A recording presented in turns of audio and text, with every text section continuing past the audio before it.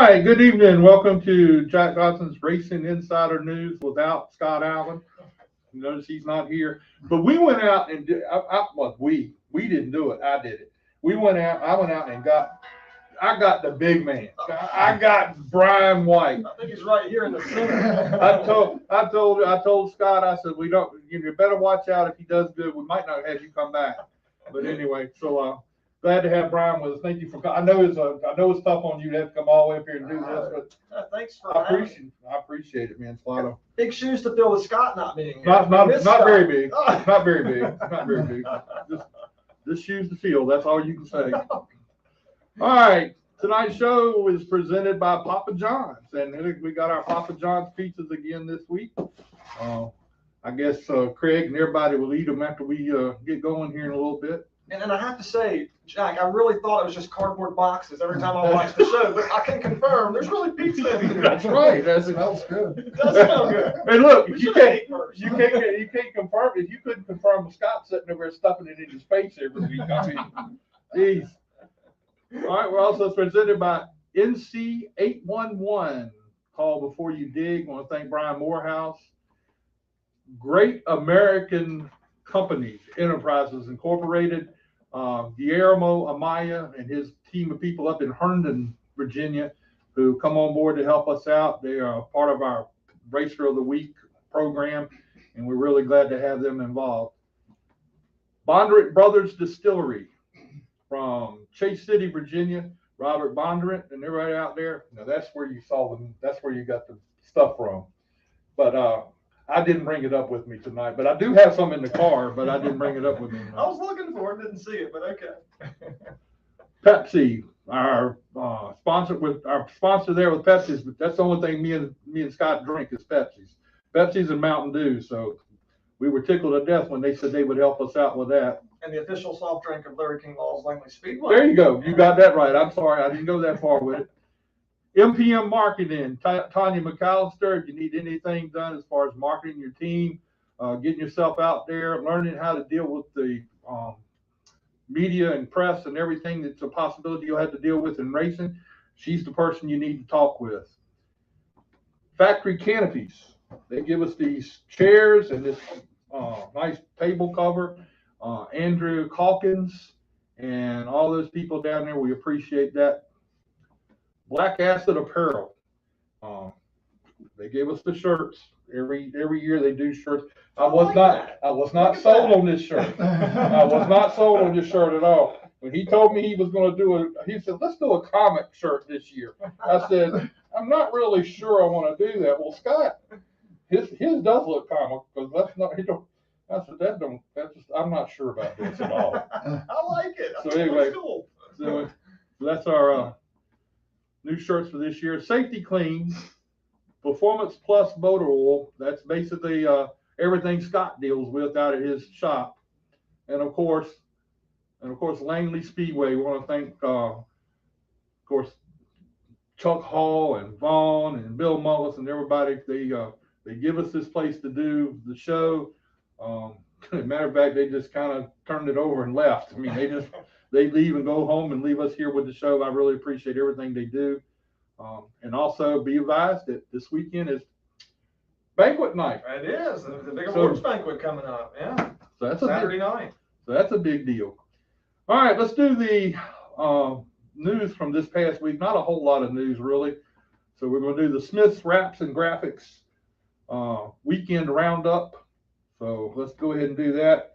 The Cup winner was Kyle Larson this past weekend. I'm kind of hoping, Suarez or some of them other, they'd come up there and win that race, but that didn't work out that way. That was one of Daniel Suarez's best finishes, right? I mean, think about the opportunity to go to victory lane. It almost happened. It really almost happened. It's pretty incredible.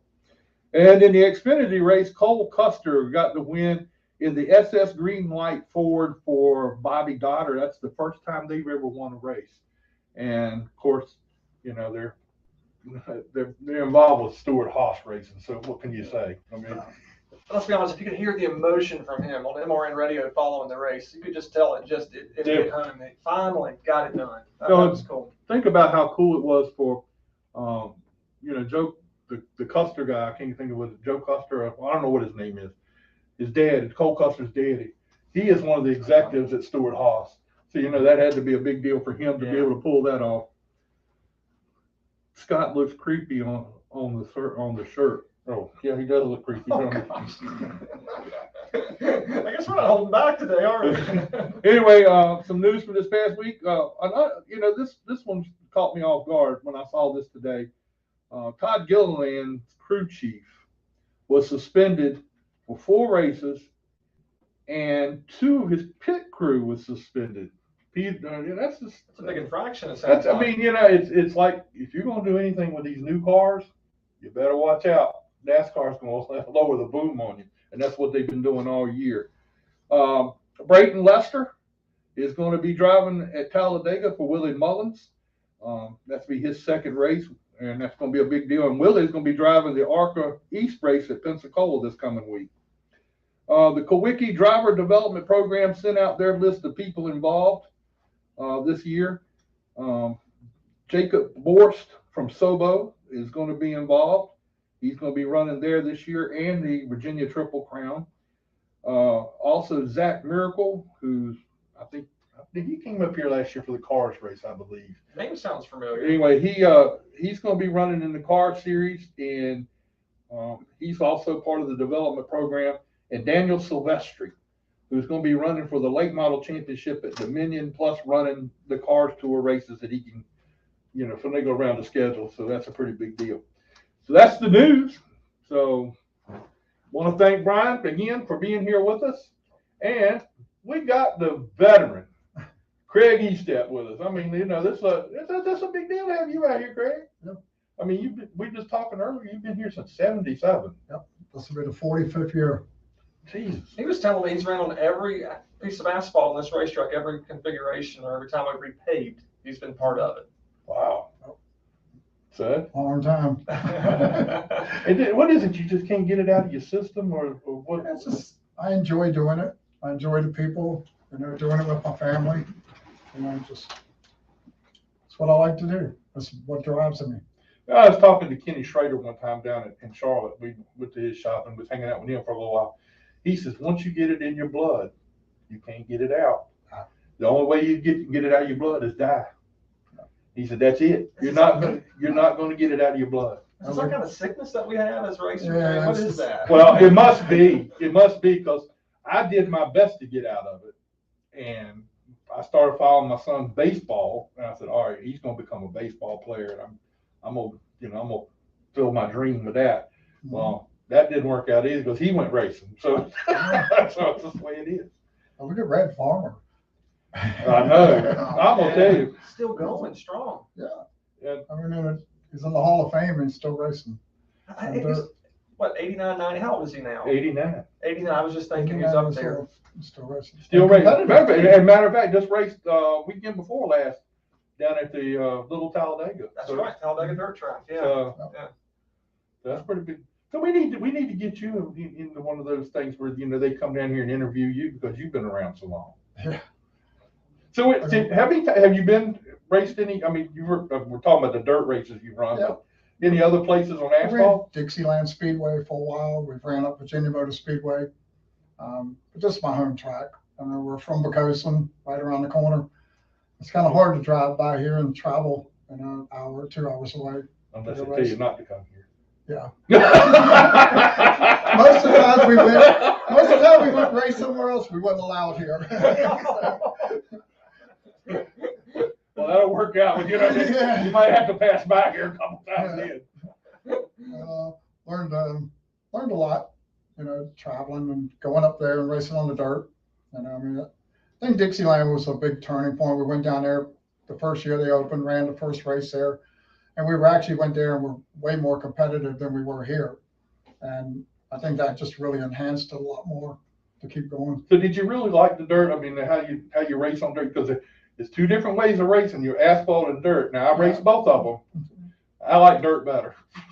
Yeah, it's just different. The running a regular stock car on dirt, to me, is a lot easier than running the dirt cars. When we bought the dirt late model car with the 4-bar stuff, it was a lot to learn there. a lot. So through all these years, give us a couple of your highlights of your career, of what you've been doing racing. Man, I don't know. Racing, I mean, just being able to run good and competitive with these guys. I mean, we run on a budget. I mean, we run with a lot less. The car we ran last year was actually 21 years old, the chassis. And, we got a better car this year. It's not a new car, but it's a lot newer than what we had. So I felt like we'll be a whole lot more competitive. I would say competitive. I mean, he was competitive last year. There were many times, many races, he was right up near the front and had a fast piece for sure. And we work with what we got. We don't overspend. We just we budget it, and I've been able to survive by doing it over the years and managing the money. I've been able to pay the bills. My brother, he helps out a ton with it. I mean, we've been doing this together 40 years together. He didn't start in the beginning with us. It was my dad, and so coming and with this car here at the drive that we've had, it's just been great, to be able to do it. We're talking about highlights here, just racing against the guys that we've raced against over the years. I remember back in the day, Darrell Walter would come here and run a late model race with us, race with those guys, and meeting the people. I mean, when I was so young coming here, I mean, Red Farmer, I saw Red Farmer race here, and Jack Ingram and Harry Gant, all those guys back in the day. Yeah, I remember them racing here. I came here when I was little. And Chevelles. Yeah, I was a little fella, and I would come here to watch those races, and that was pretty cool to see. And I was a diehard Darrell Walter fan, so when I saw Darrell Walter, I thought that was the end of the world right there. Yeah, back then you had to be 16 to get an NASCAR license, and Pete Babb was the chief steward. He said, I've never seen a kid that's going to be 16 for 3 years. I was going in, I was 13 in the pits, and that's what I wanted to do. I mean, I was hooked on it, and I just, like I said, it's a passion. Did your dad race? I mean, what got you? No, my dad said he had stomach problems, not enough guts. Yeah. That was always what he said. He, we just wanted to race, race mini bikes and stuff. And like I said, I moved into the stock car stuff when I was 16. And my best friend, Donnie Medlin, we built a car, and my dad and his dad, the only thing they were worried about was the safety in the car. Back then it was a street stock class. And we got the car built, and we're going to go over to the racetrack. And they said, who's going to drive it? And we're both looking at each other like that. So Pete Medlin flipped the coin, and he said, you call it. And I called heads, and it was heads. He said, you the driver and you the crew chief. And that's what happened. So that's pretty cool with it back in those days, and to remember those things that you dealt with back in those days. Yep. We built a 70 model Torino was our first car. It was the only thing that ran with the straight shift out of the junkyard. That's how we built. Well, that's how the cars were built back then. Come out of the junkyard, you build them. And you had to run regular street tires. We were allowed one jacking bolt in the car, and back then it was really interesting, but it was fun. Now, through the years, I know you had, I don't know how to word this without sounding kind of crazy, but I know you've had rivalries. Maybe that's the better way to say, with certain people out here. Racing and rivalries? Yeah. Who are some of the rivalries? You don't have to go tell us none of the bad stuff. Just tell us who they were. I don't know. We've had some run-ins with people over the years. You kind of put it behind you. Back racing. I mean, we got a car. Phil Warren one time, we got an incident where he hit a lap car and, tore a bunch of, got crashed up, and kind of had a little hard feelings there for a while, but, we're friends again.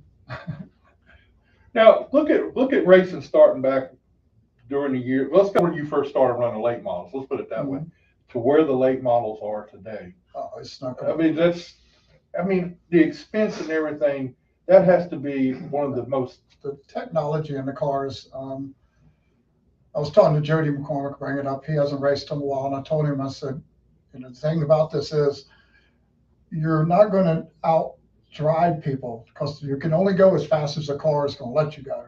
You're going to let the car work. So if your car is not on, it don't matter, because everybody's got good equipment these days. Mm-hmm. Back then, it was more driver, I think, than car. I mean, so you just gotta work on the car. The car has to handle and has to work all night because you're going as hard as you can go. Back then you could get up on the wheel and make up some time, but I found out trying to drive the car harder, I slow down more than just being more relaxed and letting the car roll through the corners and being patient. Well, it's got to be really difficult through the years to see how the technology has come along Oh, yeah. and having to adapt to this technology. Yeah. The late models, and I'm gonna say it out loud, the late models are expensive, and if you're not up on the technology of what the late models are doing, you're not gonna be in the same ballpark. Left behind for sure. Yeah, it's just everything on the car. I mean, it depends on what you're trying to accomplish. I mean, we ran some crazy stuff on our car last year that nobody else was doing. But we figured out how to make it work, and just found out that overdriving the car, like I said, was the biggest factor. And I have a tendency to do it. They'll tell me on the radio, stop going in the corner so hard. If it's a 100-lap race, I'm going to hear it 200 times. So Now, into the racetrack.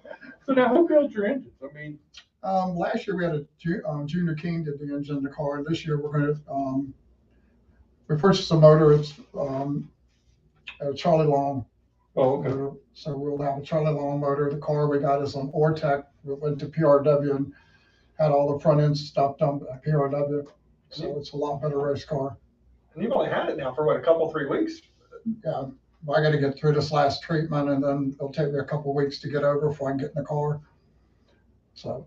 Now, I wasn't going to bring that up till the very end, but everybody knows that you've got some stuff going on with you health-wise. Yes, sir. So how are you looking as far as being ready to race? And you just said it's going to take you a while to get through this last treatment and getting back from that. When I went in to get treated, I had surgery on December the 14th. They removed a tumor from my bladder that was half the size of a Coke can, and that wasn't all of it. And then they couldn't do no more, so they turned me over to a different doctor, and I went to see him. And when we first met, we sat down and figured out we'll get this lecture about the chemo treatments and everything. And he said that we're not going to talk anything medical. I want to get to know you.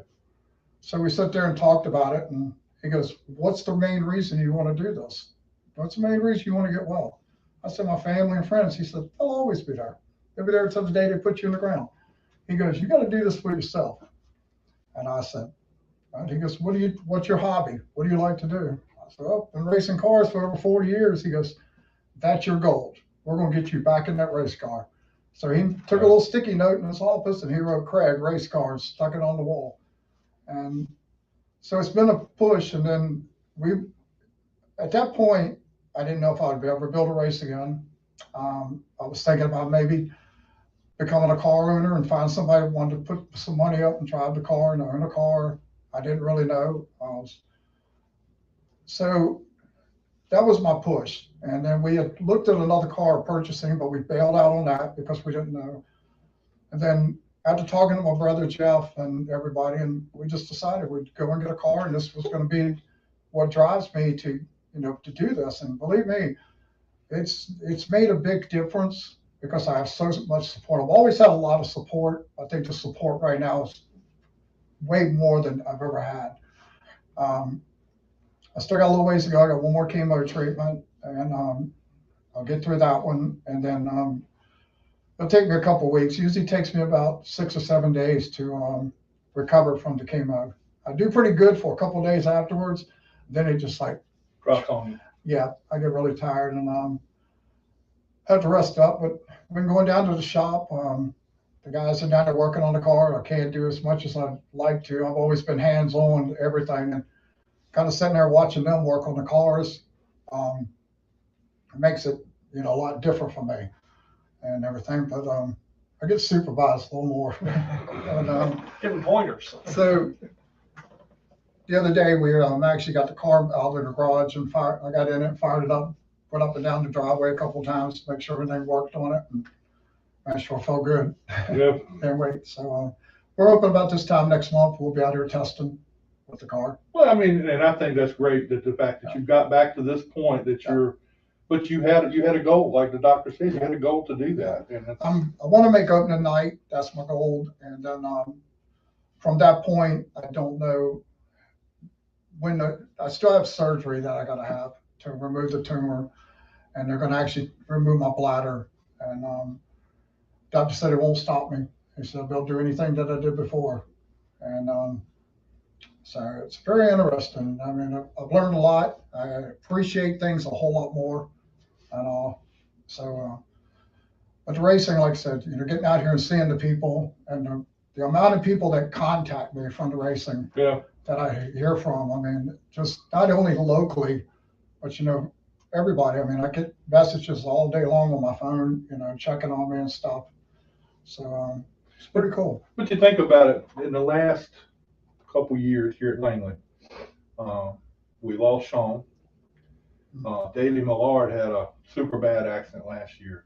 But then that's when you really see the people and the drop racers and everybody here at Langley pull together to try to help the people that are, like that. And I think it's really cool to see. It is. And I think first race will be interesting, like I said, for us. I know I can still drive the car, and I have, I think, a lot more drive and a lot more to go. And I'd like to win one before I hang it up. I don't know when that'll be, but it won't be as long as Red Farmer. Don't say that. Come on.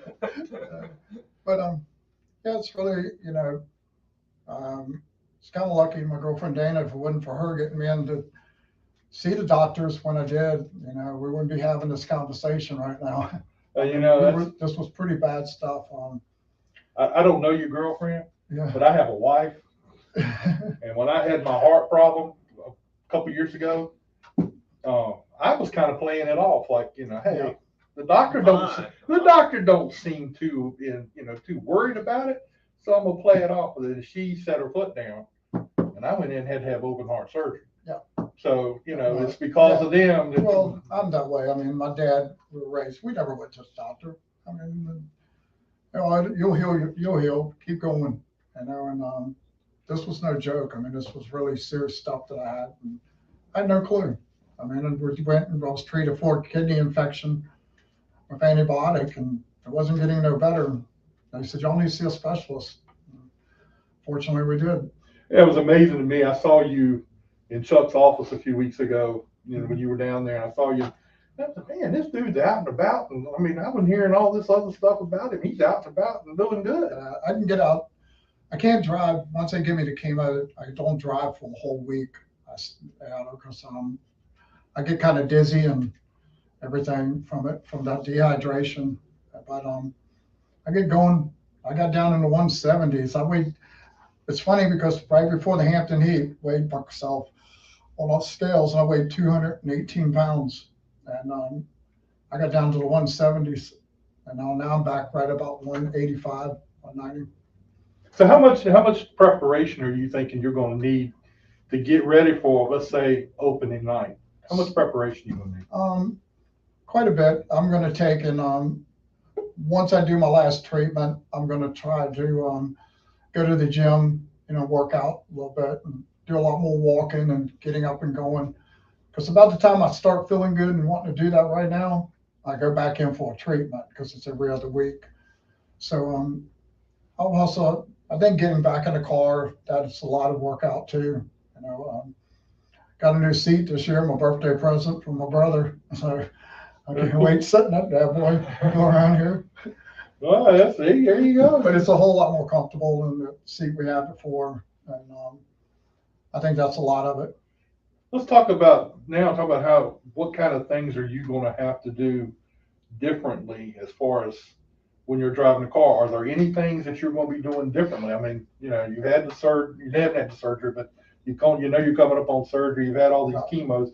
Are there certain things that you're going to have to do when you're driving the car to maybe take care of yourself a little bit better than, I got to make sure I hydrate. That's my main thing, which that's important anyway. But just staying hydrated, really good, and not overdoing it during the day. Sit down and rest a little bit. And I'm 61 now, so I'm getting on up there. And we were just talking about Red Farmer. He's 89, so it sounds like you got some more seasons to go. But overall, I'm pretty healthy to be, for my age and all that. The racing's really helped a lot and stuff. But that'd be the biggest thing would be like you said, the preparation and making sure that I'm able to go 100 laps open tonight, which I know I can, and I buckle up and do it. Come in here and run the Hampton Heat, and that heat, I don't know. Oh, yeah. Cold of So that was the thing I was thinking. In the back of my mind, I was thinking Hampton Heat. I'm not sure. I'm not sure where that's going to go. Hampton hot. It was warm. Yeah. Well, it's always warm. But last year wasn't as bad. No, it wasn't. The weather was a lot. That was probably the coolest one we've had. But it was still hot. It was still hot. Yeah. But nothing like the year before. 2020 was the extremely hot. Yes. When you see people And get that down one we from- did on the Sunday when it rained, that was brutal. Now, your crew chief, I know he's going to keep you straight. Has he? You Yeah. then gave him his marching orders of how he's going to keep you straight out there? Yeah, and like I said, it's the biggest thing is them keeping me from overdriving the race car, because I have a tendency to charge the corners a lot harder than I should. And like he says, you drive in, you catch them by 2, and they beat you by 4 off. And I'm like, roll in the corner, and it's just old habits, But once I get into that rhythm, in races, I can we run pretty good. A lot has to do with the car. The car I had previously is a 3-link suspension car. So this car is a truck arm. It's a whole lot easier, I think, to work with. It's been a long time since I drove a truck arm car, but we'll, like I said, we get out and do some testing with it and see how it runs. So how important is testing going to be? Because you're going to have a brand new race car. It'll be important with the car. We'll leave the shop. We have a baseline of what we want to do to the car. All the front end stuff was done by PRW, so we're really not having to do a lot with the geometry and stuff in the front end. Basically setting the car with what, cross weight we want, what springs, track bar location, sway bar, and just come out here and get some laps on it, working with the bump stops and see how the car does on short runs and long runs. Mainly just getting some seat time with it, because it's totally different than anything I've ever had. Says Bobby Creek says, you need to not have a fully functional brain.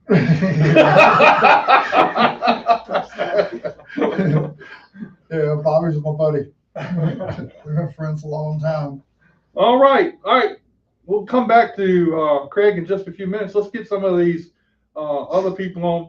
Anthony will be with you in just a few minutes. We're going to get Bob first, and let's get Bob on here. Hey, Bob, how you doing? Hey, buddy, how y'all doing? We're doing great, man. How's everything down your way? Well, we're at the beach. I mean, what more can I say? As a matter of fact, I was over on the pier just a little bit ago, and it took me about 5 minutes to get back here to the track so I would be on your show, and I thank you for having me tonight. Bob, tell us a little bit. You got some stuff going on pretty soon. But tell us what all you got going on. Well, we're getting ready to rock and roll, tell you the truth, Jack. We're looking forward to a 2022 season. We're getting started this Saturday with Media Day, getting all the drivers out here, getting their picture took, got the news people out here in the newspaper, Channel 12 and all that stuff. So we're blessed to have about 18, 20 cars signed up for that already. So we'll have just a great time. Then we'll have an open practice, get them on the track a little bit, the ones that brings their cars, and then we'll have a good time at Moonshiners that night. Wow. So that's just this Saturday. So let me ask you a couple questions, and probably not some of the questions you probably want to hear. And I'm going to ask Anthony some of the same stuff. But how about this year in the tire situation that we got going on? I just read an article saying that we're going to have the same issues we had last year at points. Well, we are. I've been in talks with Hoosier just today, as a matter of fact. And we'll start with the tires that we had last year. It's like we've got on April the 2nd, the Jumpstart 125. Mm-hmm. We were scheduled to get new practice tires and new race tires. But since that announcement, we've done a cut back to we'll have new stickers for the 20 cars that are signed up. And then going forward, our allotment is based on our allocation from last year. So what kind of big races have you got going on this year? Well, I tell you, we got what they call a big money series, Jack. That big money series pays out $10,000 at the end of the year. And then we've got series for the other classes too. But that late model series is one to look at pretty serious. That $10,000 along with a Jumpstart 125. April the 2nd, we're paying out $10,000 a win and $1,000 to start. All right, Wow. They'll go. And then we've got 7 late model races to go with that. And then at the end of the year, of course, we close out with our Race of Champions. We had a great, our inaugural season was last year. We had a great time. Folks come down, they camped, they had a good time. They went to the beach. I tell people, Jack, when they come down this way, I want you to bring your fishing pole and your beach chair. Drop your trailer off and then come back for practice and bring your family because we are off the beaten path a little bit. But we go extra just to make sure the hospitality and the good time folks have. Now, I've been by your racetrack, but I've never been there for a race. I'm hoping somewhere along the line this year, I'm going to get a chance to get down there. Yeah, don't say that too loud, Jack. Everybody and their brothers finding their way here to Bobby Watson's Carteret County Speedway. As a matter of fact, a lot of the drivers from around the country have said, Bob, this is the nicest racetrack I ever been to. Well, I'm an old country boy from Newport, so I said, well, shoot, that sounds like a good tagline. America's nicest short track. And not because of the facility that Bobby built. He put in, man, let me tell you something. For the last 22 years, he gave blood, sweat, and tears to build the nicest track there is. It actually started out as a WKA sanctioned go-kart track. Oh, I didn't know that. Yes, sir. One of the nicest, one of the biggest go-kart. I mean, he paid out some gigantic purses. We even have a go-kart in the NASCAR Hall of Fame, as a matter of fact, that raced here. Humpy, well, not just Humpy Wheeler, but Hermie Sadler. He raced him. He raced go-karts along with Elliott and so many other young guys when they first got started. Oh, yeah. I remember when they were racing go-karts. That was a way back. It was a ways back. And let me tell you something. When they come down here, you could tell they came to win. Even back in 1990, the early 90s, I believe what it was. And they would come down here with all kind of classes and this, that, and the other with the big haulers. And these were go-karts in there. I know. but that's a big money thing. I told Bobby, you can build the nicest track in the world, but if you don't treat people the way you want to be treated, it don't make any difference. They won't never come back. And I hope first and foremost, we're known for treating people right, for praying people like my friend Greg there. I don't know him I've never met him, never seen him or anything else, but just listen to some of his story. When you're in a racing business, you're in a racing family. And I just want to let you know, we'll be praying for you, man, and pulling for you. And we're down here on the beach. Matter of fact, we just buried one of the young men that used to work here, Randy Clayton. So I'd like to send out prayers for him. Also, a young lady that a lot of folks may know, Christine Ivy, that takes pictures for the Cars Tour and different tracks. She lost her brother, and they buried him today along with her grandfather this last week. So she's had a tough time. So when one driver suffers, we all pray, we all come together, and we all try to help them. Bob, what is some of your changes that you've made between the last year and this year? Some of the things you're looking forward to doing? Well, I tell you, what we're going to do is have a reconfiguration on turn 2 where the drivers can blend in on the back stretch. Instead of on turn 1, you had to stop from a complete standstill. And so, we got the Smart Tour coming back and Carolina Pro late models and some of these other late models. If we can get them blending on the back straightaway, I feel like it's going to make a safer track. And so that's one thing that we're doing. As a matter of fact, that should be done within the next 2 weeks. We've already started on it. Well, that's cool. I mean, that's a good thing that you got all that going on. You do have a very, very nice track down there. I mean, it looks exceptional. I mean, there's nothing I can't say bad about it. It is a great track. Well, thank you. I tell you what, I'm looking forward to hopefully getting down there and seeing some racing because I haven't been down there. Well, I tell you, we do have some good racing now. We've done some repaving to the track. And we've got some, we got some great series coming this way. We're also in talks with some more series, but the Carolina Pro Late Model, like I just said, raced here last year, had a great time.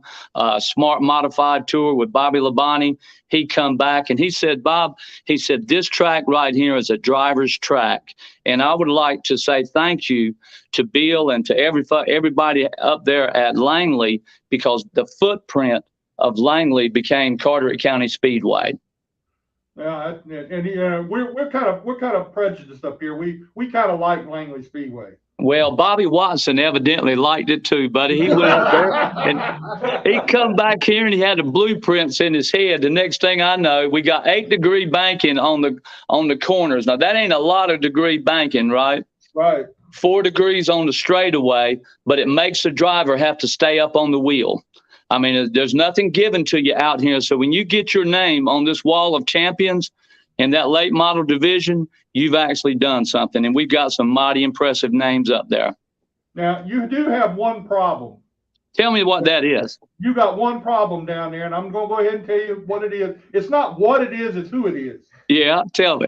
You got Joe Staples down there. Well, see, now you could have mentioned anybody else, but Joe, we were having a great conversation, and then you, you daggone rascal, you. We do. Old Joe come to us. As a matter of fact, he said, because you can tell I'm not big on public speaking, right? People said I had a face for radio, but he said, listen, I'm going to have Mr. Jack Dodson call me and kind of schedule a radio interview. I said, you sure about that? I said, there ain't nobody else called. I said, if he does, it'll surprise me. But thank you for having me on tonight, and I appreciate it. And I appreciate what you do every week, because I know it's a job of a commitment to do this all the time. And thank you so much. Well, it's something I love doing. I mean, I love being a part. I love being a part of Langley Speedway. I love doing this show.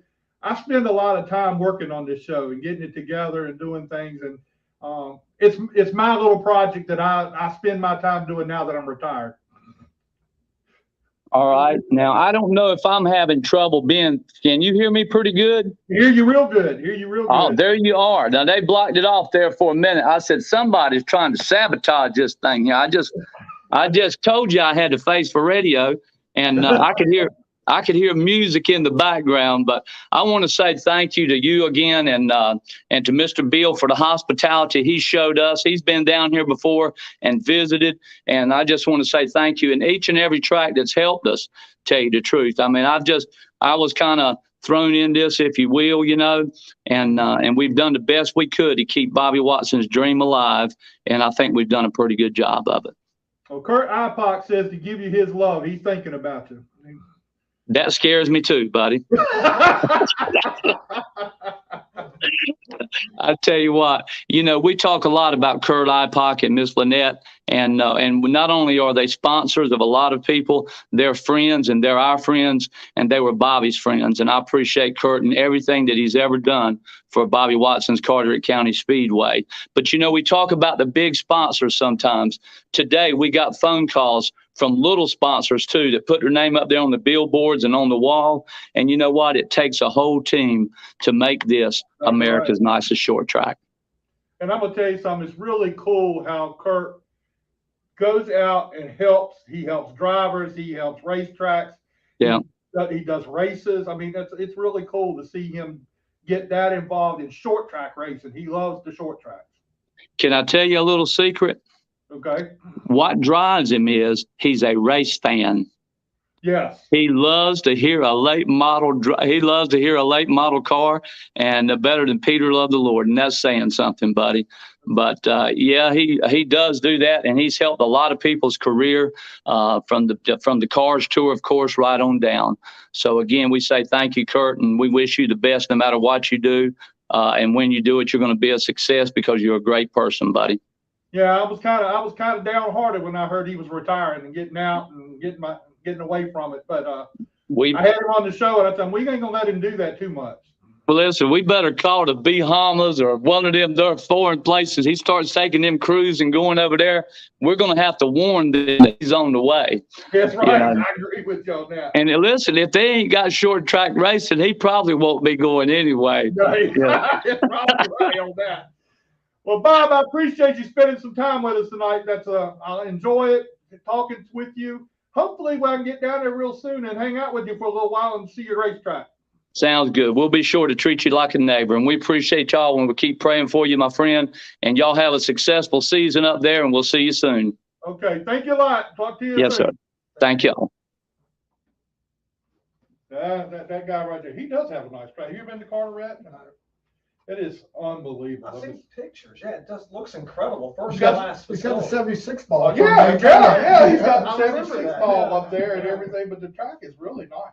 Very It's pristine. really nice. Everybody I know that's been there said it's just like running here. Very, very similar. So anyway, now I got another man coming on here. He's got a racetrack, and we're gonna talk with Anthony Goodyear from the Goodyear racetrack down. I forget what the name of the town is. He'll tell us all that. But anyway, let's get him on here. Hello, Hey, Jeff. Mr. Goodyear. How you doing? I'm good, sir. How are you guys doing in there? Well, we're hanging in. It's the same old stuff every day. I hear you. I hear you. Can y'all hear me pretty good? Because I was having a little trouble hearing before. I hear you real good. You're doing real good. Okay, great. Thank you. Thank you Did for you having get- us on. And it's been a pretty good start that we've got going on here at Goodyear All-American. Of course we're the rookies and we're the new track in town, and we started July last year, and everything's been moving pretty good. I tell you what, I really enjoyed my trip down there. That was a great race that you did down there when I came down for that race, and your people were really great, and even Andy, he was pretty cool too. I mean, I don't say nothing nice about him much, but anyway. Yeah, Jack, I have to apologize to you because I was so busy that day running on, and I know you ended up in the suite over there, and then you didn't get a chance to meet Kurt, and he was just a suite next to you, and you guys, I didn't get a chance to put you two together, so I kind of apologize for that, and you guys didn't get a chance to meet each other. Well, we've already made a plan. We're going to try to come down that way and meet down there again. So we'll try to do that soon. That'd be great. So tell us a little bit what all you got going on down at Goodyear for this coming year. Well, we got a full schedule. Andy and I and the team, Tanya and Summer, we've been working hard on trying to get this schedule together and out and talking to the teams and trying to work with tracks, the local tracks around. And, so we've got our schedule out, and it's a pretty full schedule. Of course, everybody knows we got Solid Rock Carriers Cars Tour coming in April 23rd. And we also been working with Keith Graham, and going to have the Pro Late models come on the 30th. So we've been working hard about that. I got a couple other things that we got going on. I'll talk about that in a second. But really just straight up trying to get to work with the rest of the tracks in the local areas. And we know how difficult it is. And I'm not going to sugarcoat any of it. I'm real. People want me to be real. We're trying to do the best that we can do out there. We're working hard at it. We got a lot of help. We got a lot of support. So we're just going to keep on doing. There's some other schedules up in Southern National and in Carteret that kind of overlapped on us a little bit. There's a couple schedule conflicts that going on. I've tried to work with both of them tracks. Even trying to help the super trucks out a little bit on that Atlantic Turfscape Super Truck Series that we're going on. I don't know why people can't just kind of work together. I don't know if it's because I'm the new guy out on the track there. We're building, not doing it for the love of racing. It's just very difficult, and I'm learning a lot about the racers and what they need and what we can do to help them. We're learning a lot about the track promoters around, and I'm the guy that's going to sit here and say I want to work with everybody that I can. Carteret, Southern National, Florence, Steve out there. He's a great guy. He's got a good show going on. He does a very good job out there. Learned a lot from him. He's come up and helped us a little bit. And, I asked him to come and check me out last year and, give me some advice. Give me something that you see is wrong. And when he left and his family helped us out so much, even his 2 little girls, I mean, he's like, look, Aunt, you know what you're doing. You got it. You know, you're new at this, but you keep doing what you're doing. So we're trying to work through all that, work with everybody. A lot of people throwing a lot of money out there. There's a lot of big races going on this year. You know, money is a big thing, and it takes a lot of money to do what we all do, whether it's race teams or promoters or you know, making sure that everybody's got what they need, and it takes money. But sometimes money, throwing all that money out there doesn't gain you the respect or whatever. You're just chasing them down and trying to throw money around, and it's going to catch up. All I can do is be real, be straight up and true and honest, and respect my teams, my racers, and my staff, which everybody does a good job. We got a lot of support out there. And it's all going to work itself out. You know, I want to do the best I can. I want to work with everybody. You know, we've tried to work a little bit with Carteret and Smart Tour, and Chris Williams and I, we work real hard trying to get a double header going on, because they want to come out, do a double header, but it didn't work out that way. Nobody's fault, just it didn't work out. Sometimes it just don't work out. I don't know if they don't put the effort, the time, or the ambition to help and make it work for everybody. There's only so many race teams out there. There's only so many Charger teams. There's only so many late model teams. There's only so many limited late model teams. So if we can get it together and try and help each other out, and not just race part-time or full-time or throw all the money out, I think that, you know, the whole region and all the racers could get together. And that's one of the reasons why I started and wanted to put the Atlantic Turfscape Super Truck Series together. And we Steve, Zachariah, and I, we work together. You know, there's 4 races. We've already had our first race with the truck races out there on the Icebreaker. There's 4 races at Caraway. So we're going to have, the trucks are going to be out there. And the reason why I did that is that there's nowhere for the super trucks to get together. And everybody loves the super trucks, and they just kind of got lost in the hustle out there. So I'm just trying to put the super truck out together. We had 18 trucks start in Florence. I think that's a good start. Our next race is going to be in Caraway on the 26th of March. Hopefully everybody's going to go out there. And then when we're back to Florence for another race there, and then we'll get to go to Goodyear. So we're going to have a good race on the 30th of April. We got the pro late models coming in with Keith Graham and them, and we're also going to have the Super Truck Series there. So I think that'll be a good night. I want to do the best I can. I want to thank all the team and staff that helps us get to that point. I know everybody's probably heard some chatter about, you know, some rules changes and some enforcements going on and some DQs going on at Goodyear, but you know, that's something that has to happen. Safety foremost. You know, if people don't want to be safe and they don't want to do it, then I'm going to disqualify them. I'm not going to let them run there and not have a safe car and end up somebody hurt and the driver can't go home to their family. So I'm a real stickler about the safety part of it. And legal. You know, there's a lot of drivers out there and teams that they want good teching. They want to have that happen at the racetracks.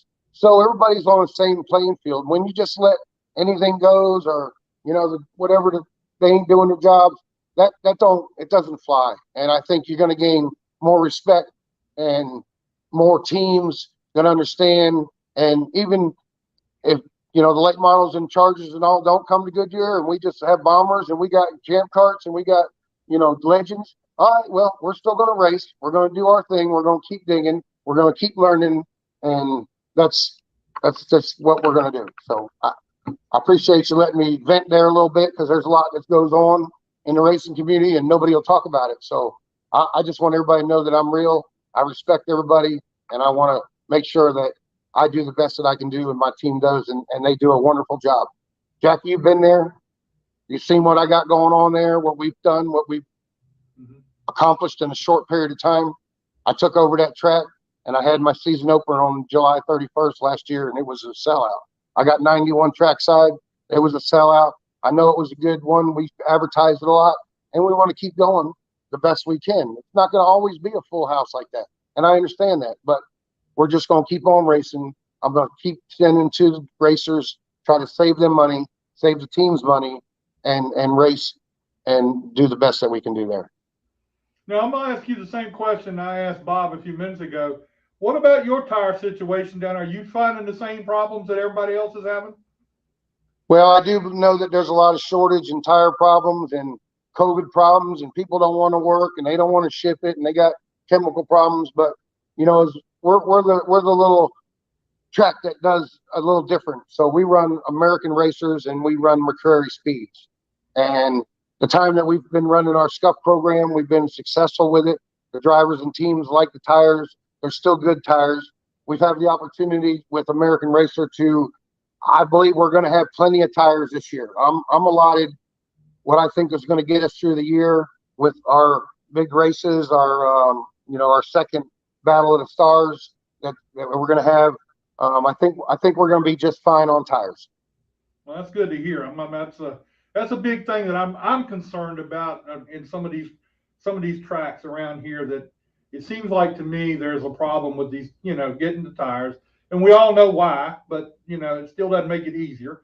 But it's a problem to me. I just don't want to see it where it's going to come up to a point where it's going to affect the racing or it's going to affect being able to have races. That's what I don't want to see. Well, it could very well quickly, and I think it's going to sneak up on some of these promoters and series, start new series that are coming.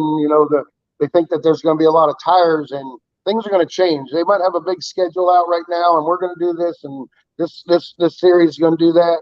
But when it comes down to it, and Hoosier is not being able to supply the tires that their demand is going to need, I think it's going to change some things. I think right now that I'm sitting pretty decent on McCreary Speeds and American Racers, I don't think I'm having a problem with tires this year. Well, that's a good thing. But I tell you what, you do have a great racetrack down there. I really love being down there. And I tell you what, I really love going to Steve Zacharias' track the other day with that big race they had down there. That was a big race there. But I'm gonna tell you something. It's kind of funny to me. You got all these great tracks there together, and we have it here with Langley, South Boston, and Dominion. There seems to be a little, there's not a little friction maybe somewhere along the line with some of these racetracks, and you probably see it from down there where you are. Yes, and sir. To me, it would be better if everybody would get together and work it under one program. Yes, sir. Yes, sir. I agree, and I know I probably rant a little bit about that, but it's just something that's real and it's true, and there's no sense in dancing around the subject because that's what it is. We're all track owners and promoters, and we got to figure out how to work together. Try and, I try to work together. Southern National's got a couple good races going on in March, and Diaz and I talked about it, and I've tried to move a few things around. And I mean, if I need to take the late models off and move a little bit of this, move a little bit of that, well, I expect a little bit of change too. And, the Bandoleros and the the Legends, they want to run all over too. So with everybody stacking on top, these teams can't try to run and go to a good track like Carteret County Speedway or Goodyear or go to Southern National, Florence. They're all good tracks and they're all good promoters, and they're trying to do the best they can, and that's what we're trying to do. But I encourage everybody to try and work a little bit together, a little harder. That's really what I believe.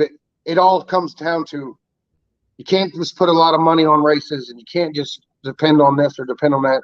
Everybody has to work together. Promoters, track owners, race teams, tire manufacturers, everybody in this whole business. You guys know it as well as I do. I've been raced for 20 years down South Florida with Wayne Anderson and Billy Bigley Jr. and, all them guys down there, Dick Anderson. And, I was out of it. And just for the love of racing, the passion of racing that I have brought me back into it. And it kind of landed me at Carteret, as we all know that we were the Goodyears at Moonshiners. And we thought we was bringing a Ruby Tuesdays out of that place. And it just didn't work. It wasn't the right place for that. But we did the best we could. We tried to work the best we could with it, but another opportunity came up. Now here I am taking over Coastal Plains. Coastal Plains been trying for a while to get their program back together. But with Ron Humphrey, the Humphrey family, and we've been working real good. It's been going along pretty good. He helps us out. He's got the drag strip behind us, moving along strong. We're going to come out strong. I got plenty of tires, and I'm just here to race and then just let everybody know that I'm here, and we're going to keep on digging. Well, I can't wait. I'm gonna be down again this year to see some racing down there. I enjoy coming down that way, and hopefully we'll see you down there real soon. Okay, that'd be good. Let me talk about the Atlantic Turfscape Super Truck Yeah, Series let's for a do minute. that. Go ahead. So, we went to Florence and we had a pretty good show, and 18 trucks showed up there. And, the trucks are hard to get together because they're all over the region, and they kind of hang out around Florence. So I talked with Steve, and we got together and started this little deal here. So, we got, let's see, 1, 2, 3, 4, 5, 6. So we got 12 races on that little schedule there. There ain't no big skin in it. It ain't nothing about but me calling these truckers and talking about it, and track owners trying to put a race in. They run their program. They pay the purse. They take care of the tire program. When they go to Caraway, it's going to be the same thing over there with Darren. He's going to handle his program. When they come to Goodyear, I'm going to take care of it. We're running 4 sticker tires when they come to Goodyear. Probably going to have a little bigger and longer race, make it a little more exciting. There's more money on the line. Of course, I started that, so I wanted to make it worthwhile when them guys come this way towards the beach, because we're also off the beaten path. We're beachside also. So I just thought that if I could get them guys together and they can get back to racing as the truck little series, why not? There's no money in it for me. I'm not trying to make any money off it. No money on tires. And it turned out good with 18 trucks at Florence. I'm curious to see how we're going to do in the second race at Caraway on the 26th. Got a lot of support. I own a super truck, so that's one of the reasons why we put this together. I got Jamie York out of the York stable out there. He's in my truck. He did a real good job. As you seen, he finished second in the limited late model at Florence, and then run like 7th. Hell, he was up to 4th in the truck, but had a couple little problems going on back there. But we were racing. We were having a good time, and I was actually happy because I got to be a racer again and got to watch the truck and be a part of the team and racing the truck and stuff like that. And I blew a whole opportunity of me going across the street up there and in the tower and trying to promote that a little bit, or talking to Jacqueline. And so I never even thought about that. I was just happy to be racing again, and we had a good night. It was a good time down there. I enjoyed it. I had a blast at Florence when I was down there. Steve invited me down to be there for that race, and that was a lot of fun. I had a blast. So right on. Good racing, especially. I did not know that there was that many trucks, and to see them out there turned out like they did. That was good. Really good. Yeah, and you know what? There's actually there's some more. There's some that I know of that couldn't make it, and they were trying to, and there's probably about 5 of them that I talked to the teams at Florence while I was running around in the pits and talking to all the team truck guys and thanking them and getting them there. And so I know that there's probably about 5 or 6 more that could get involved in it, and you'll probably see them show up in Caraway, and then maybe back to Florence, and then we have a big race at Goodyear. So I'm real excited about that. As you can tell, I love the trucks. I own a truck. I'm trying to help a young driver out, trying to promote that. One of the things at Goodyear, we're trying to build the Bandolero class and help the young guys out. We're now INEX sanctioned and US Legend sanctioned, so that'll be good. We can run by all their rules and have help and support from them guys. So I don't know, we're moving forward. Well, just don't let Phoenix Kimball win every week. I mean, well, we haven't seen Miss Phoenix in a while. She's been down racing around in Florida and doing a good job. And actually, I think she's got a plaque or a trophy at Goodyear for most popular driver, one of the top 5s in there. And she also won the championship there. So there's a couple trophies and plaques sitting up there in the tower waiting on Miss Kimball to get back to Goodyear. But I will say one thing though. I went down into your track, and she won the Bandolero race that day down there. Yes, she did. And the biggest thrill for me was I got to go down and give her the checkered flag for that race. Your flag man gave me the flag to go down and give it to him, and I give it to her. And she's always we've got a real good friendship with the whole family, so it was really fun to be a part of that. Yeah, I seen that, and I can see that in the pictures that I seen afterwards.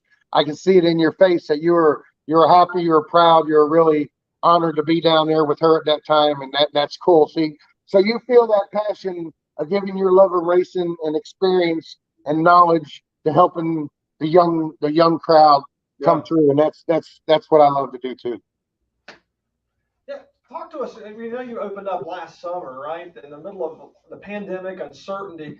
What does it feel like going into 2022 that things seem to be easing off as far as the virus is concerned? Our numbers are coming down. How exciting is it to look at 2022 and new opportunities? Man, it's real exciting to be looking at 2022, and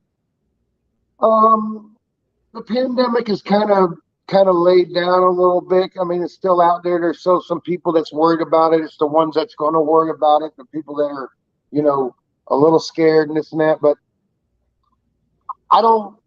we don't really live our lives, or we don't really see it or function a whole lot about the COVID thing anymore. We're just doing what we're doing.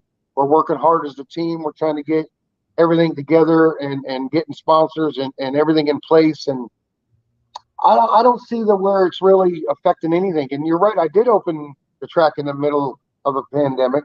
And I also, as we all remember, I opened Goodyear's All-American Speedway in the middle of Carteret County Speedway in the middle of a pandemic. So that didn't work out as well as I wanted it to. I don't know if there was enough support through the relationship that was going on.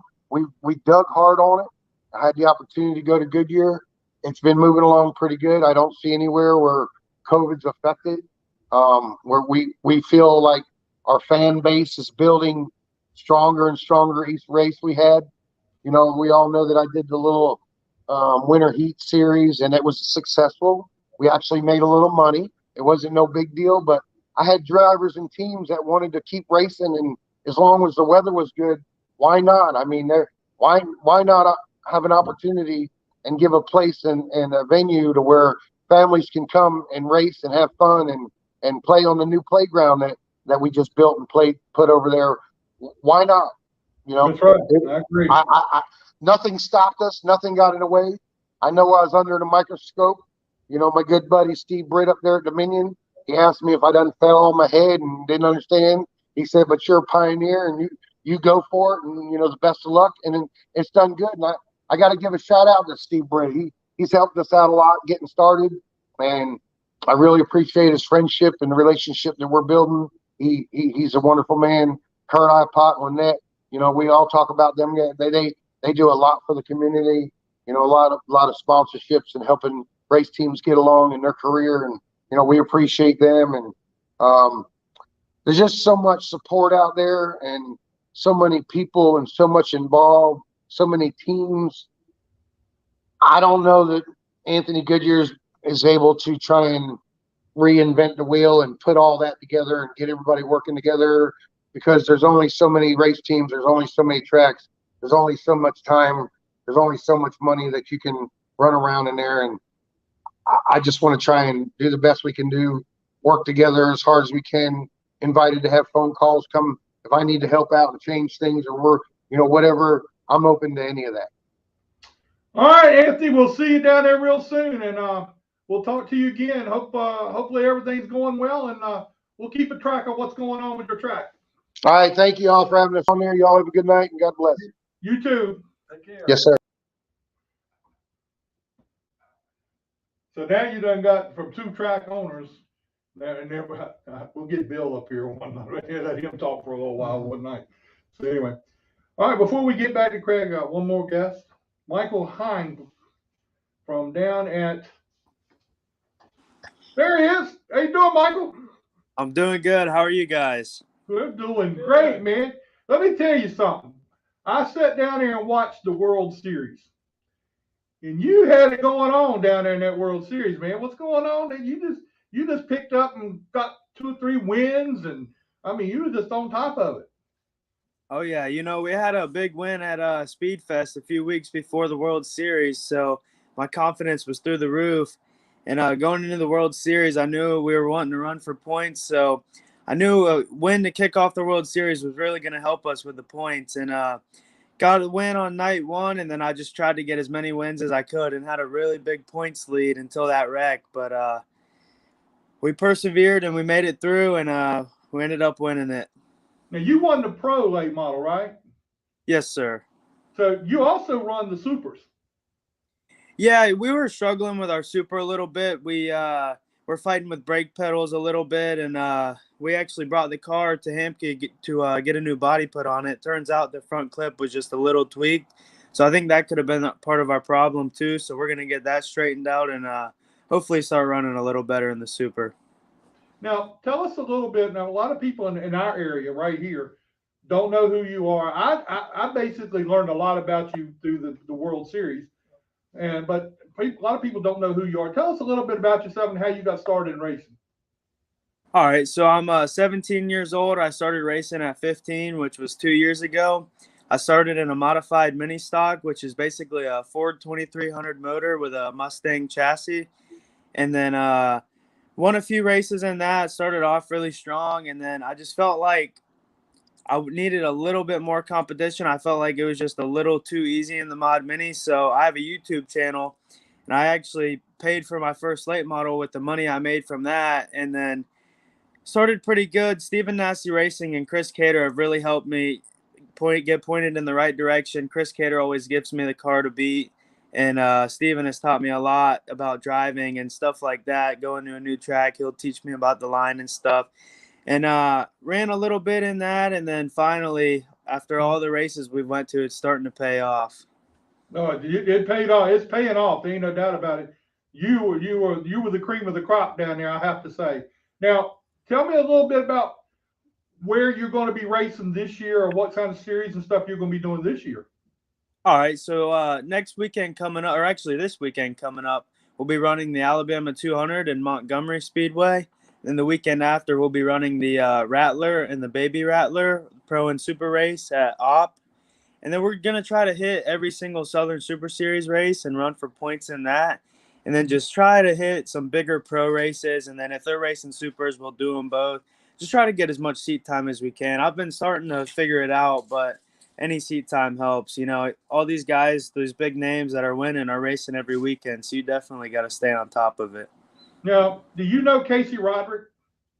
I know of him. I've never met him, but I've raced with him a little bit. Well, next time he's on the track with him, it might be this coming weekend, because he lives down in that area. So he might be racing this coming weekend. When you're on the track with him, just run in the back of him a couple of times and let him know who you are. You might not want to listen to Chuck. I have to do that. No. And then when he gets out of the car and he gets mad, you tell him I told you to do it. I'll let him know. Then he'll shut up real quick. Then he won't say nothing else. So that's really cool that you're going to do the other races. Have you looked as far as down as probably doing the big race at the end of the year and any things like that? Yeah, you know, we really plan on running the Derby. Like last year, I made it in the Snowflake. I think I qualified around 8th. We were struggling with the car towards the end. We fired off really quick, but just didn't have the long run speed.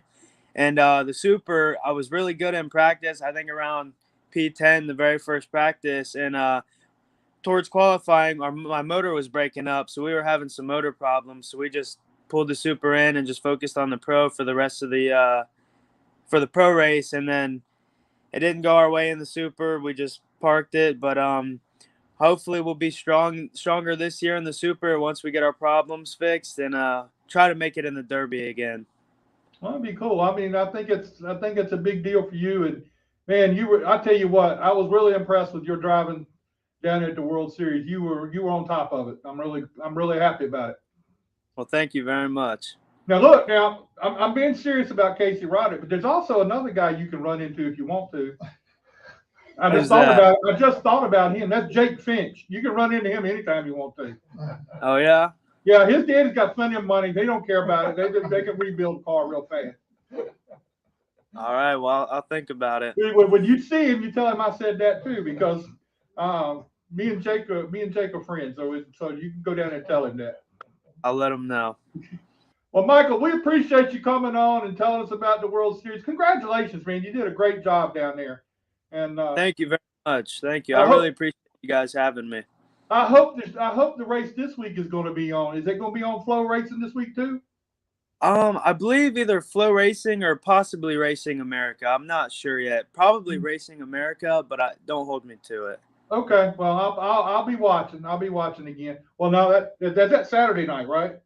Yes, sir. I'm not going to be watching Saturday. I'm sorry, I'm not going to be here Saturday night. I'm going to be Oh, with, you're all I'm going to be with right. Brian. I'm going to be with Brian Saturday night we got a banquet this weekend. Oh, I hear you. So anyway, Michael, thanks a lot. We appreciate you being with us, man. Thanks a lot. Thank you guys very much for having me. I really appreciate it. I appreciate you spending time with us. Thank you. Sir, thank you. He's got a good career. That kid can drive. Oh yeah. Did you watch any of that? Yeah, I watched every one of them. But he was awesome. Yeah, he was tough, man. 17, 2 years racing. I imagine he's probably a senior in high school and balancing that in racing. But he's a little older than Craig when he got started. Yeah. But you know, he wrecked the car, his pro. They took the motor out of that car and put it in the super, and he came back the next night and won with that car. Wow. A car that they were struggling with the supers. He's the real deal. Yeah, he can roll and he don't give up. I mean, he drives every lap as hard as he could drive in that race. You watched him. Oh yeah, I watched every minute. There was no sitting back saving nothing. He got out front and he ran hard the whole time. Yeah, I tell you what, I don't know how much you've been paying attention to the flow racing stuff, Brian, but they're bringing it here to Langley. That's right. And I'm gonna tell you something. I watched the races from down at New Smyrna. I think maybe a tweak or two here and there. That flow racing is going to be great to be able to follow and help people out around here as far as the racing goes. It's a whole lot better.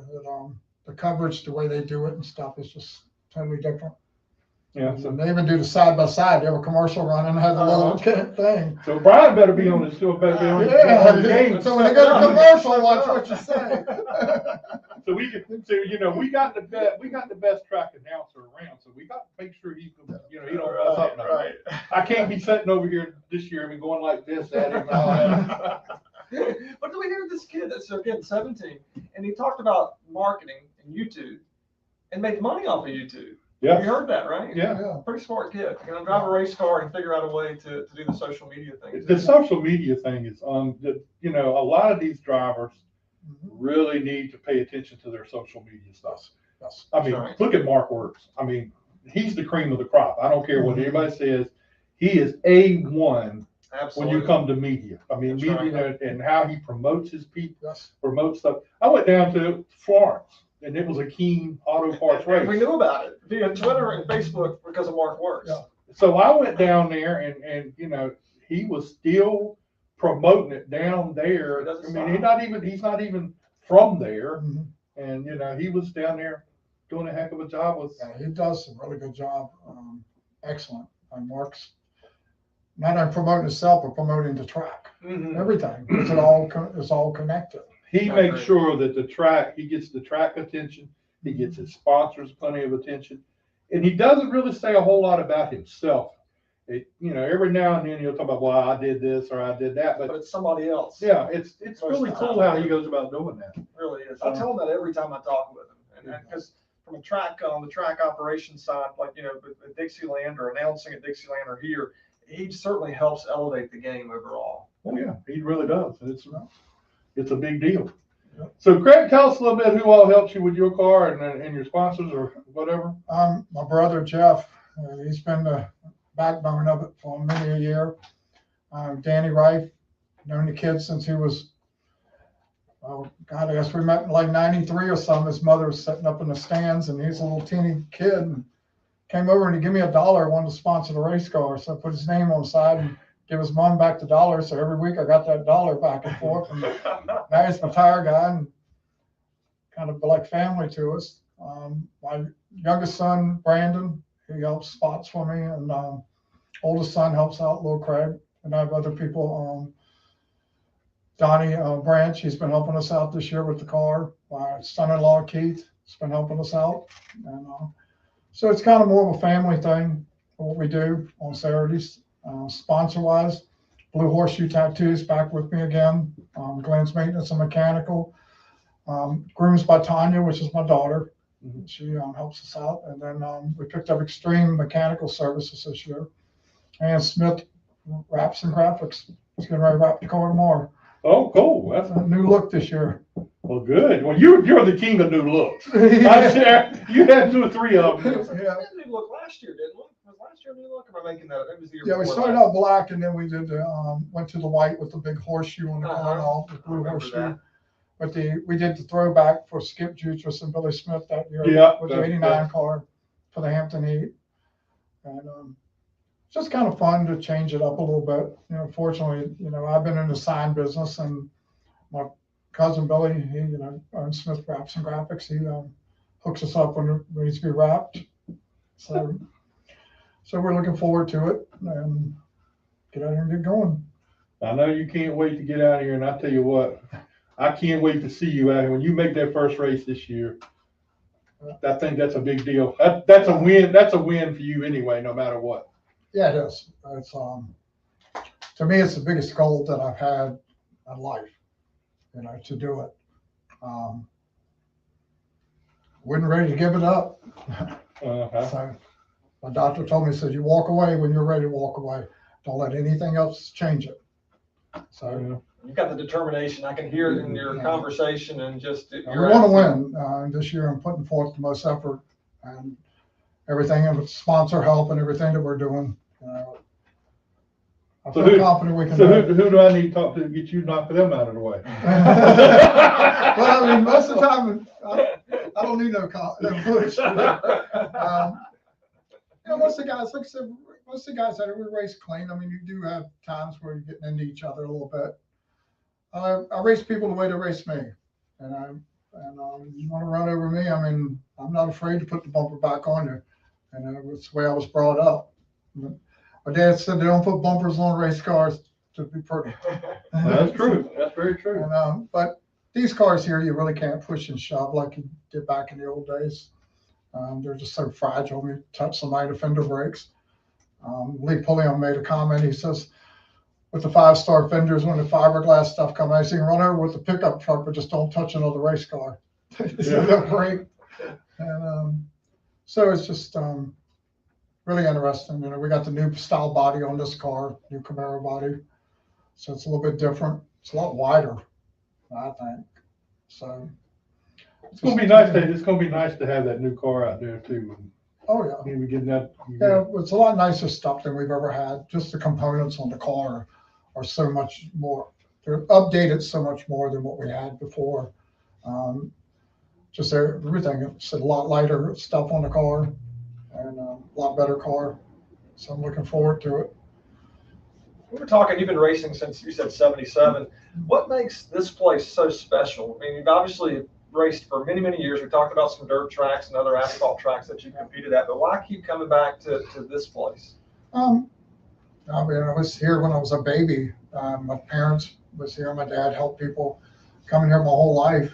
And just over the years, I mean, the people I've raced under so many different promoters. I started out, Joe Carver was the promoter, and I actually worked at the racetrack was my job, picking up trash and painting guardrails and stuff. And I was going to race, you know, and he knew it. And so the week that came to race, he said, man, I'm not firing you. So I'm just telling you can't work at the racetrack and race.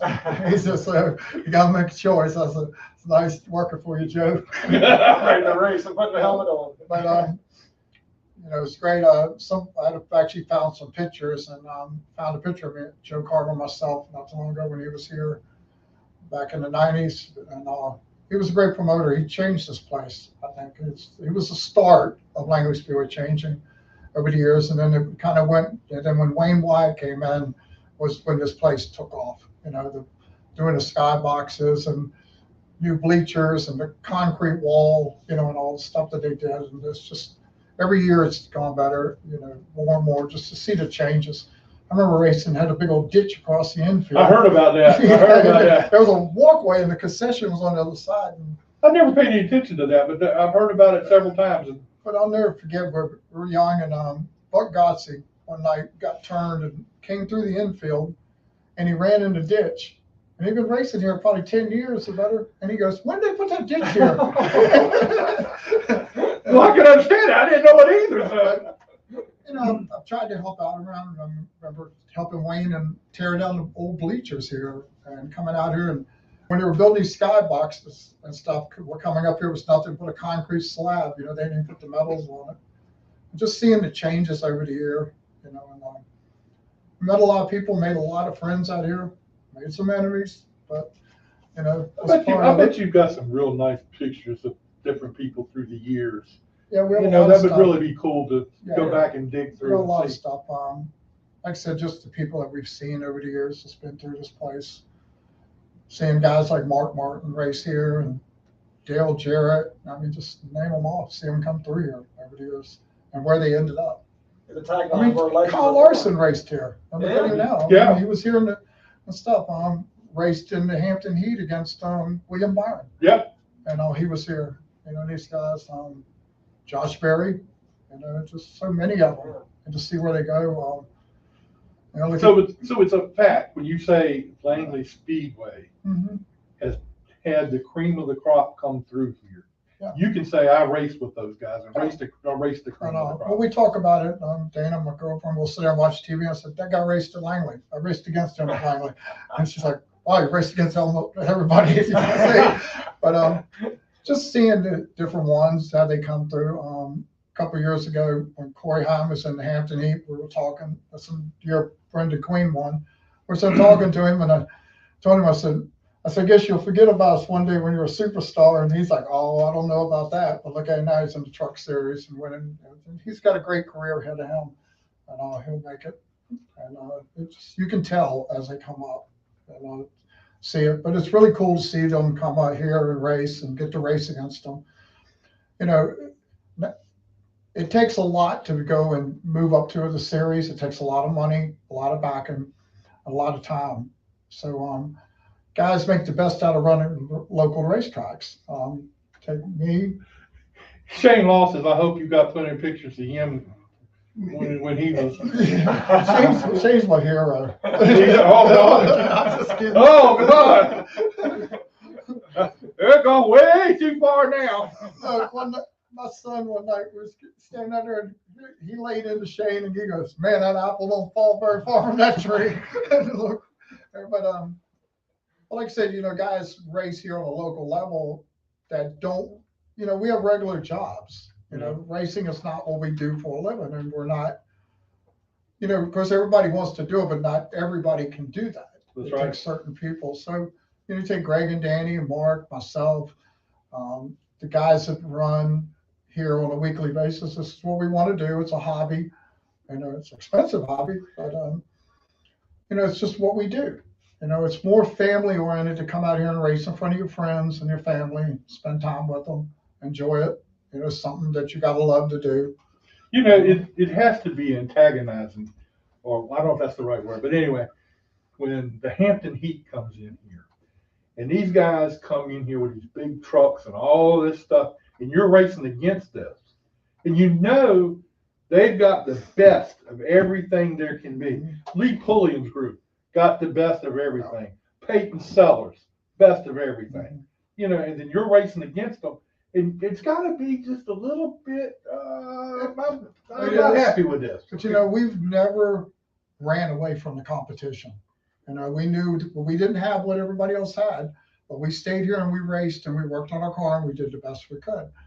And back through the 90s and all, we were very competitive, you know, and then, like I said, we raced up to like 2000 and we went dirt racing. And then I was out for a few years, got back into it, and it was a struggle. And I got back into it. And 2018, we ended up with the Charlie High motor mid-season and came out, and we broke a clutch in the first race, started rear of the field the second one, and came up to third. And then I couldn't take the cones. I kept getting shuffled back, but we ended up finishing fifth that night. And, you know, of course, we had better tires because we fell out of the first one, but I still had to race my car up there and have a good car. And I think that was a big night for us. And we ran good. We had another fourth place finish that year. And then 19 was a horrible season. We ran really bad and just could never get the car going. And then 20, we came out and ran pretty good. In the last race of the year, we led a few laps. And then last year was a good season. I felt like, you know, we were competitive and we were right there at that point where we were out of car. I was getting everything I could get out of the car every week, and we just knew we had to upgrade to get better. Well, now you've I was upgraded. gonna say, he's done his homework and upgraded. You're ready to go. And so we like I said, just gotta get myself ready. That's it. But I think I can do it. No problem. I have the drive to do it. That's the most important thing. That's the biggest thing you can have is have the push to get out there and do it. That makes you earn it, makes you appreciate it more and everything. And I tell you what, from my personal standpoint, I hope everything goes good and you get out there and you live up that dream of getting that one more win. That's right. I got one. That's right. And that was great to do that, to actually win a race. We were really competitive all year and should have won a couple races that season. And then they had the new winners race at the end of the year. And we come out, sat on the pole, led the whole 100 laps of the race. And started to beat some good race cars that should have won races during the year. And so we've come close to many a time, just never could put it together. Well, I'm pulling for you. I hope everything works out good. And I'm gonna be here to make sure you on opening night you go out there and give them hell the first night. We will. I promise. And I want to might not be pretty when the race is over. You're gonna have fun. That's the most We'll important have fun and enjoy it. And like I said, it's gonna be great. Shane Law says, I think when Craig retires, we need to create the Craig Eastep Bobby Spivey timeout box. Yeah, I'm in the penalty box. Shane's got some good stories. Yeah, he always jokes about that. He said, "I got a spot when he's here." He always makes a joke about it. So yeah, I got a timeout box for you right down there. I went down to Florence and Shane was the race director. I saw that. Down in Florence, and I'm gonna tell you, so that was fun. I actually got to sit in the booth during the race director and with the race director and the scores and everything. I got to sit in the booth and watch the race from that standpoint. And I picked up a lot of things that I didn't even really think about from listening to them and how what they've got going on at the same time. And I have to say, Shane did all right, but I ain't gonna say he was my hero or anything like that. Somebody else did. I ain't gonna say that. But Shane did good, and I think it was a lot of fun. They had a lot to do. You figure, you got 40 cars show up. Those guys have got plenty of time to cheat them up. And you got 5 officials to catch them. I don't know how many cars they had at Florence. I'm talking about all the divisions. I'm not talking about just late models. They had cars all the way down the front straight, and it wasn't just all late models. They had cars all through the infield, and how they kept up with who was coming next and who was going to do this, I was amazed. I mean, Shane and those guys, I think most of it was Steve, because Steve Zacharias, I think he got everything going from inside, and Shane did the calling from the tower. But it really, I mean, that was unbelievable how they kept up with that. So, there's a lot more going on. I've had a couple instances where people have asked me questions about things, and maybe I shouldn't open my mouth, but I did open my mouth a couple times. But I've sat here and watched them. I watched you on one side and watched them on the other side, and I'm thinking, man, I'm just sitting here doing nothing, and I'm enjoying this. But I mean, to see what all they have to do, there's more to it than the people see. Hey, race control can be a difficult spot. You've got just a split second to make those calls. Well, now before we go, I got one. Yeah, Western Sizzling. We went out to eat at Western Sizzling while I was there. Oh, we got pizza. Yeah, we got pizza. Papa John's pizza. Good stuff. But one of the things, Brian, I wanted to ask you, and this is something we talked about a couple weeks ago. When you came here, how did you get in the flow so fast? You were the first night you were here. You were in the flow. You knew things. I mean, let's say you got to make it up as you go, right? So you just kind of roll with it. And we have electronic timing and scoring here, which truly does make a big difference. You can kind of play off of your leaderboard. But I know you go down before the races and go down through the pit and everything and talk to these people. But you really pick up on stuff and you bring it out when you're talking.